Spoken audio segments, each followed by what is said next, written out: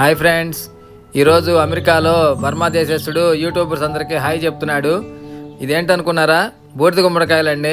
అసలు ఎంత అద్భుతంగా పండించాడంటే ఒక్కొక్క కాయ కనీసం 10 కేజీలు ఉందండి. దాదాపు 5-6 కాయలు ఉన్నాయి. నేనైతే చాలా ఆశ్చర్యపోయానండి అసలు ఆ కాయలను చూసి. తర్వాత వంకాయలు, అసలు వంకాయలు అయితే నవనవలు ఆడుతున్నాయండి, చాలా బాగున్నాయి. చెట్లకి ఇదులాడుతున్నాయి అనమాట కాయలు అయితే మాత్రం.